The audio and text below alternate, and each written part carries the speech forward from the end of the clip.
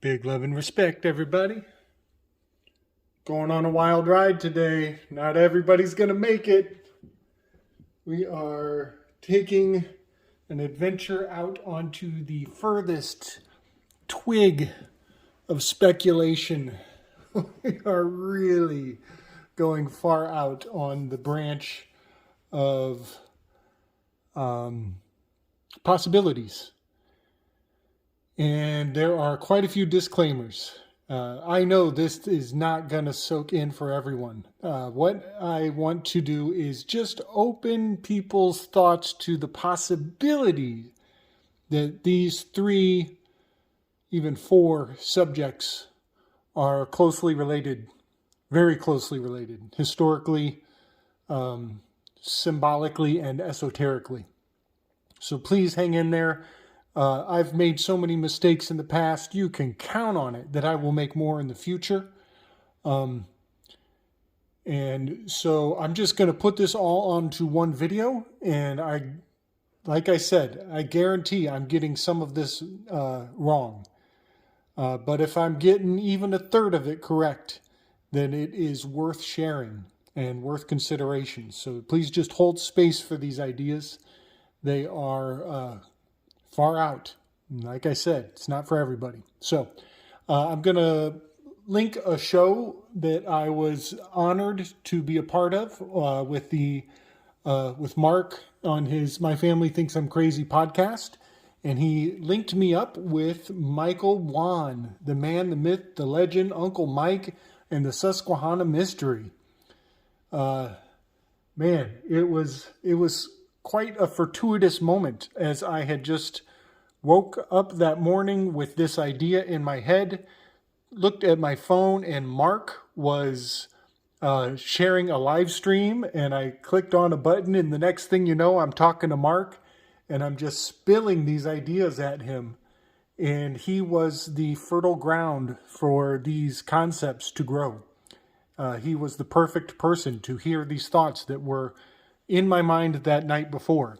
And wouldn't you know, he was minutes away from calling Michael Wann, the man who put so much of this together. And so he linked us in a 3-way phone call.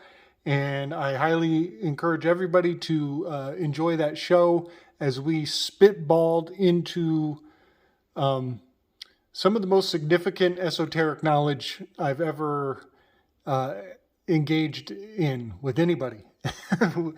We went in deep, y'all, real deep, and I hope everybody gets a taste of it because it is highly significant and very valuable. So I'm just going to do a summary of some of those thoughts that I was trying to bring to bear in that moment.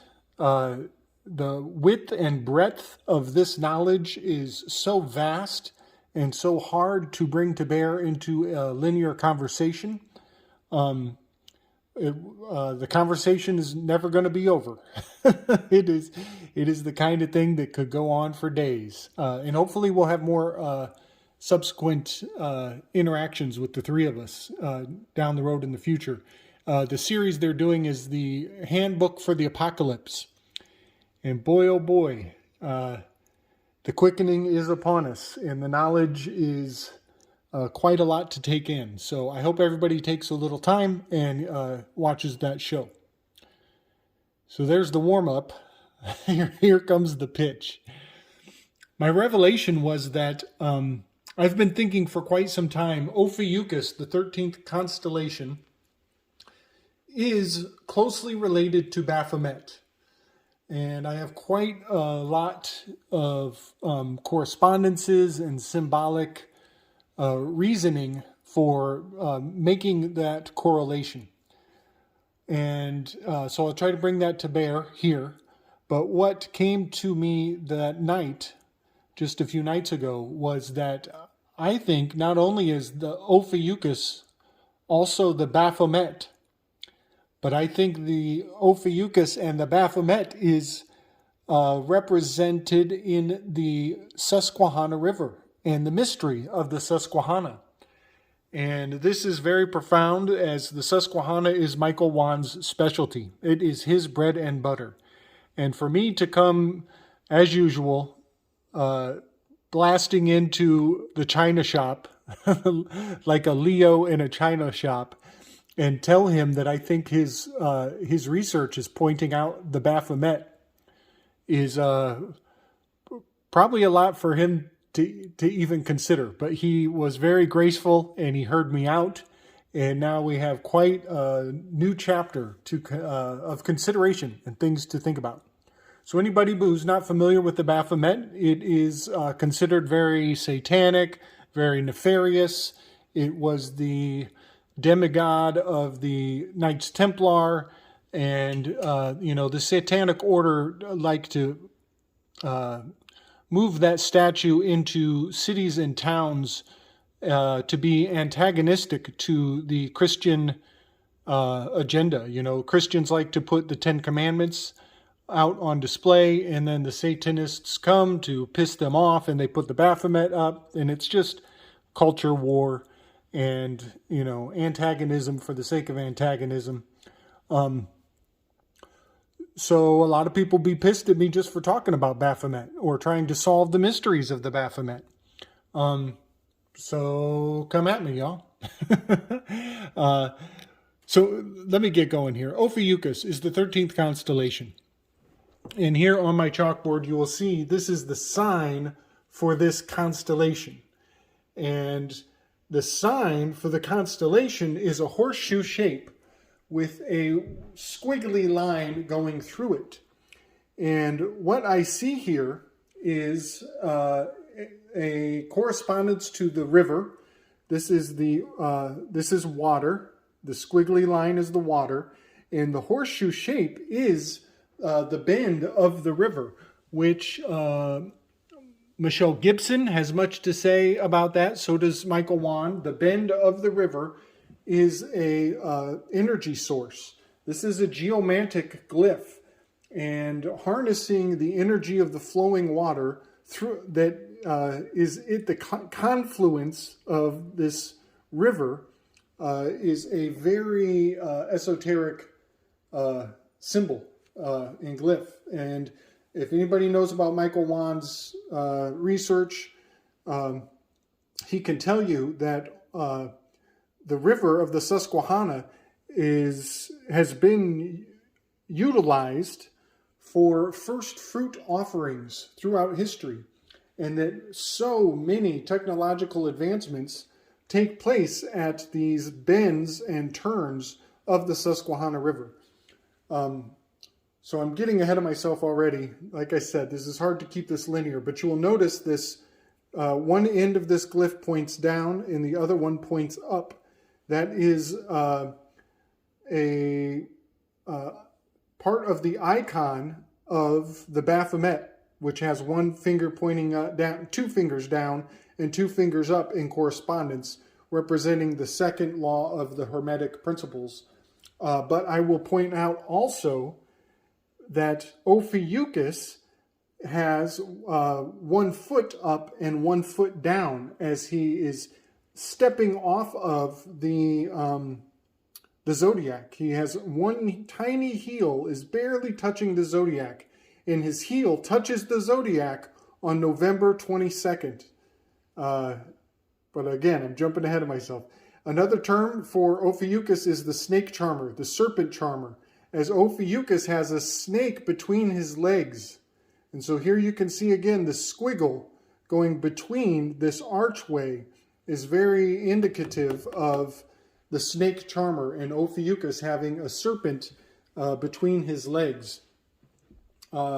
Ophiuchus is symbolic of pharmakia, as he is the scapegoat. Pharmakia has a historical, cultural correspondence to the scapegoat, as many cultures, pagan, Hebrew, Greek, Norse, oftentimes they will utilize a sacrificial animal to carry away negative energies.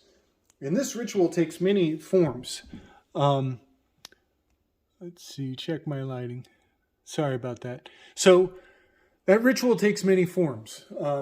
I don't have time to go into all that, but essentially they will put all of their sin into an animal.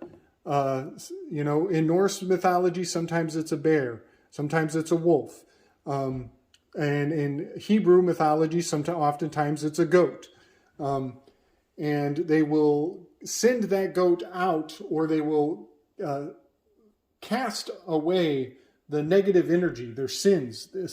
In pagan cultures, they'll put a confession into the ear of the goat or the captured animal. And then when they kill it, sacrifice it, and eat it, the spirit of their sin is removed. And it has much to do with spiritual hygiene and pharmakia, sorcery.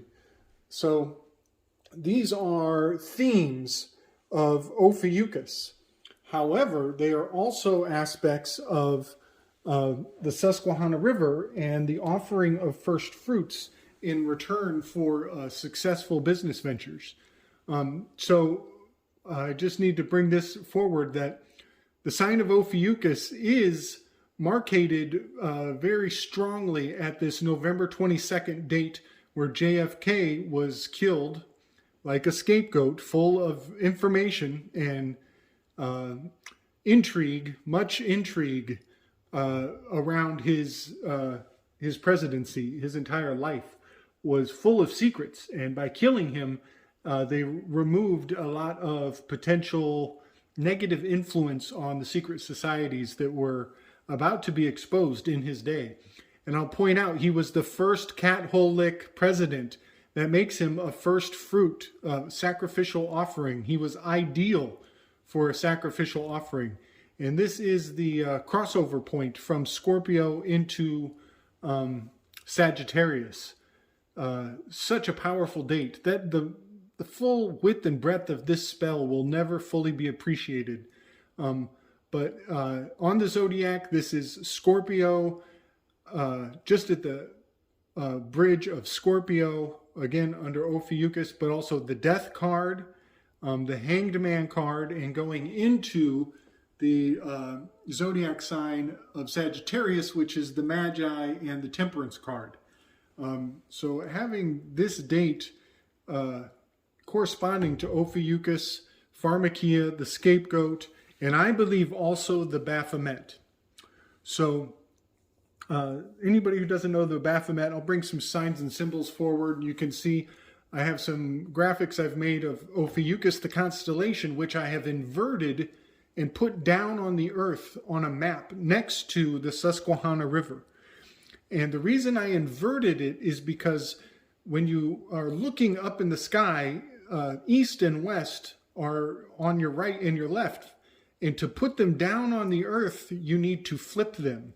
And it will take some thinking for the viewers to kind of meet me halfway and understand why I inverted the Ophiuchus constellation to put it down on the earth so that the right arm is in the right position, the left arm in the left position, to show the correspondence of how similar it looks to Susquehanna River. So the Baphomet has the one hand above, one hand below. The snake charmer is, sometimes you will see the serpent that he is grasping. Ophiuchus has one hand higher than the other hand. And in the graphics of depictions of Ophiuchus, he has 1 foot up and 1 foot down. It's also the myth of Orpheus. Yes, the myth of Orpheus. He is stepping out of Hades, bringing his love back to the surface, and he's having that one moment of hesitation where he looks back and she disappears. Orpheus is also expressed in the symbol of Ophiuchus with that 1 foot up, 1 foot down.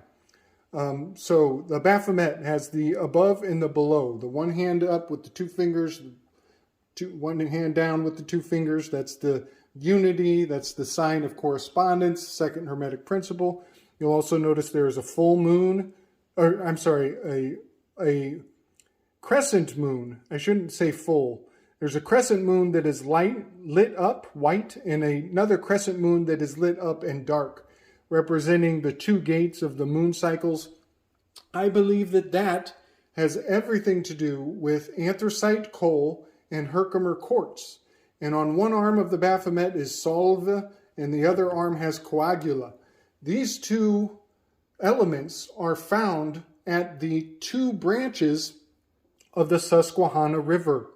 The Susquehanna River creates a yod shape, a Y, the shape of a Y. And yod means hand. One hand is pointing up, one hand is pointing down, just like I mentioned with the squiggly of Ophiuchus. And I believe it is pointing at anthracite coal and the Herkimer quartz. So I want to point out, if you haven't seen Michael Wann's work, get in there, see what he has put together. It is so profound. It proves that the technological powers that presume to be are absolutely obsessed with spiritual practices. And that's why I'm so fascinated with this.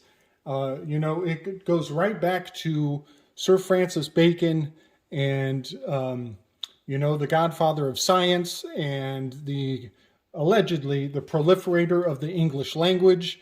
It's some of the most amazing mysteries that there probably are, as far as I'm concerned. So, the Delaware Dam, they dam up it is at the foot of the Susquehanna River. They dam up the Delaware regularly, and they unleash the accumulated toxicity and water from the runoff, and they unleash it on a regular basis, much like a moon cycle. So you could call it a geomantic menstruation cycle. The fact that they practice this at the foot of the Susquehanna River. And I just want to point out that the Susquehanna River has everything to do with first fruit offerings and technological advancements, and also having JFK pass away as the first Catholic president is much like this geomantic menstruation cycle that is practiced at the Delaware Dam, and having to do with the scapegoats and washing away the karmic negativity and toxicity, much like your seasonal immune response. All of this was brought up in the video with Michael Wann and Mark Steves from the My Family Thinks I'm Crazy podcast. I just want to put it all into one video in context for the viewers on my channel. So then we moved into the subject of the Metaverse. And if you haven't seen my work in the past, TAV is a very profound Hebrew letter, the Tav. It is the final letter. It is the end of the Hebrew alphabet. However, if you write it out in Hebrew, it moves from right to left, which means from the English perspective, Tav becomes the first. It is the initiation point. And I believe this has everything to do with initiation and how the Baphomet is allegedly the head of John the Baptist, baptizing people in a river and initiating his acolytes. So I'll just point out that Tav means life and death. It also means feet. And I believe that has to do with your birth certificate. Birth certificate has much to do with your feet, initiating you into two-dimensional paperwork. Tavila means a baptism, as in Tavistock, as in Travis Scott. Those people were being baptized with sonic waves of technology that were probably born at the Susquehanna River.